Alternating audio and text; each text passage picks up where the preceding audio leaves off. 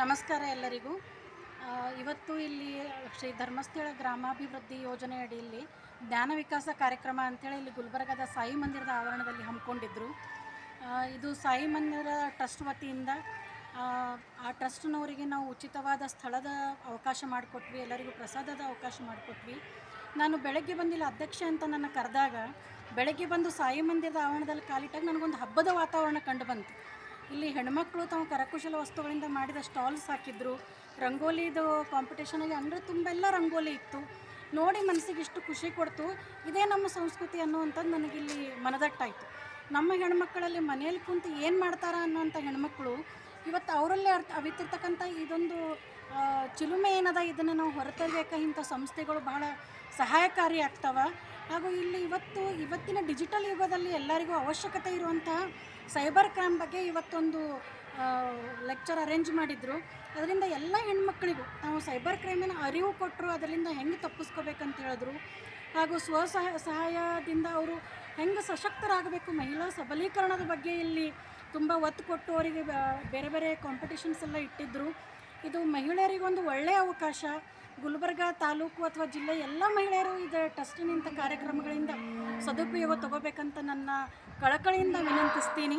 ಹಾಗೂ ಇಲ್ಲಿ ಅವಕಾಶ ಕೊಟ್ಟು ಎಲ್ಲ ಟ್ರಸ್ಟ್ ಮತ್ತು ಕಾರ್ಯಕರ್ತರಿಗೆ ನನ್ನ ಹೃತ್ಪೂರ್ವಕವಾದ ಧನ್ಯವಾದ ಹೇಳ್ತಾ, ನಾನು ಡಾಕ್ಟರ್ ವೀಣಾ ಜುಗೂರ್ ಅಂತ ಆಯುರ್ವೇದ ಇಂಗ್ಳಂಬಿಕಾ ಮಹಾವಿದ್ಯಾಲಯದ ಪ್ರಾಧ್ಯಾಪಕಿಯಾಗಿ ನನ್ನ ವತಿಯಿಂದ ಹೃತ್ಪೂರ್ವಕ ಧನ್ಯವಾದಗಳನ್ನು ಹೇಳ್ತೀನಿ.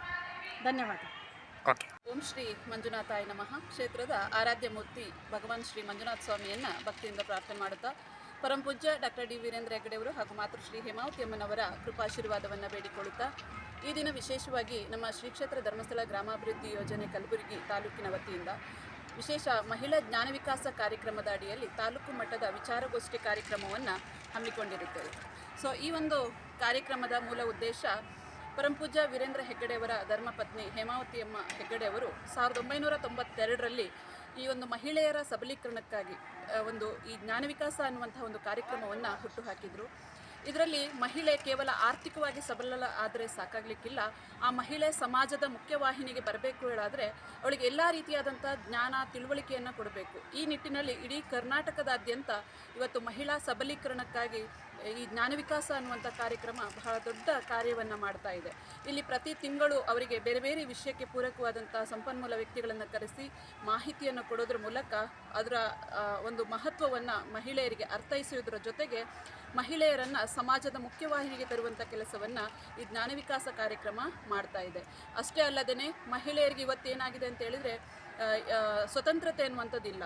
ಅಂದರೆ ಮನೆ ಒಳಗಡೆಗೆ ಮಾತ್ರ ಅವರು ಸೀಮಿತ ಆಗಿಬಿಡ್ತಾರೆ. ಅವರಲ್ಲಿ ಬೇಕಾದಷ್ಟು ಕೌಶಲ್ಯಗಳು ಅಡಗಿದೆ, ಅದಕ್ಕೆ ಒಂದು ಸೂಕ್ತವಾದಂತಹ ವೇದಿಕೆ ಬೇಕು. ಆ ವೇದಿಕೆ ಇವತ್ತು ಜ್ಞಾನ ವಿಕಾಸ ಕೇಂದ್ರದ ಮೂಲಕ ಸಿಕ್ಕಿದೆ.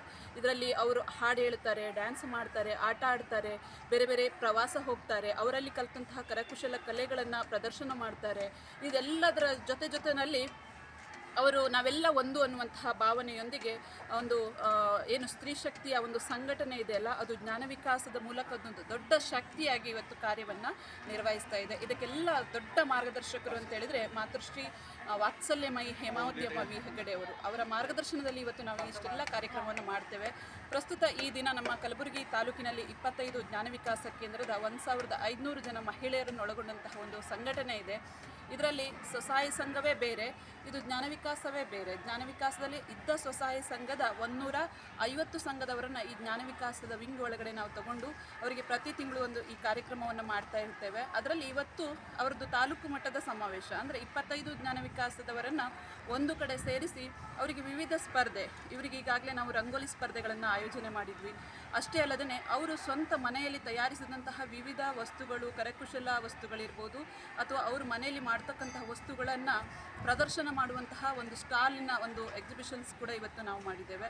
ಅಷ್ಟೇ ಅಲ್ಲದೇ ಇನ್ನೊಂದು ವಿಶೇಷತೆ ಏನಂತ ಹೇಳಿದರೆ, ಎಲ್ಲ ಕರಕುಶಲಗಳು ಅವರಲ್ಲಿ ಅಡಗಿದ್ರೂ ಕೂಡ ಇವತ್ತೊಂದು 75 ಮಹಿಳೆಯರು 75 ಧಾನ್ಯದ ಆರತಿ ತಟ್ಟೆಗಳನ್ನು ಮಾಡಿದ್ದಾರೆ. ಎಷ್ಟು ವಿಶೇಷ ಅಂತ ಹೇಳಿದರೆ, ಅದಕ್ಕೆ ಯಾವುದೇ ಕಲರ್ ಮಿಕ್ಸ್ ಮಾಡದೇನೆ ಓನ್ಲಿ ಅಂದರೆ ಕಾಳುಗಳಲ್ಲಿ ಇರ್ತಕ್ಕಂತಹ ಕಲರ್ಗಳನ್ನೇ ಮೇಯ್ನಾಗಿ ತಗೊಂಡು ಒಂದು 75 ಆರತಿ ತಟ್ಟೆಗಳನ್ನು ಮಾಡಿ ಈ ಕಾರ್ಯಕ್ರಮಕ್ಕೆ ಒಂದು ಸೊಬಗನ್ನು ತಂದುಕೊಟ್ಟಿದ್ದಾರೆ.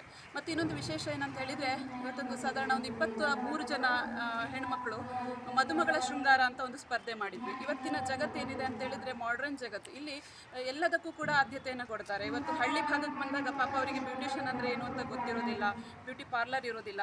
ಆದರೂ ಕೂಡ ಒಂದು ಹೆಣ್ಮಗಳನ್ನ ರೆಡಿ ಮಾಡಬೇಕು, ಇದನ್ನು ಯಾಕೆ ಒಂದು ಸ್ಪರ್ಧೆಯಾಗಿ ಮಾಡಿ ಅವರಿಗೂ ಯಾಕೆ ಇದಕ್ಕೆ ಪ್ರೋತ್ಸಾಹ ಕೊಡಬಾರ್ದು ಅನ್ನುವಂಥ ಒಂದು ಆಲೋಚನೆಯನ್ನು ಮಾಡಿ ಇವತ್ತು ನಾವು ಒಂದು ಸ್ಪರ್ಧೆಯನ್ನು ಮಾಡಿದ್ವಿ. ಇದರಲ್ಲಿ ಬಹಳ ಚೆನ್ನಾಗಿ ನಮ್ಮವರೆಲ್ಲರೂ ಅವರವ್ರದೇ ಒಂದು ಶೈಲಿಯಲ್ಲಿ ಯಾವ್ಯಾವ ಸಂಪ್ರದಾಯದಲ್ಲಿ ಹೇಗೆ ಅವರು ಮದುಮಗಳನ್ನು ತಯಾರು ಮಾಡ್ತಾರೋ ಆ ರೀತಿಯಲ್ಲಿ ಅವರು ಮದುಮಗಳನ್ನು ಶೃಂಗಾರವನ್ನು ಮಾಡಿದರು.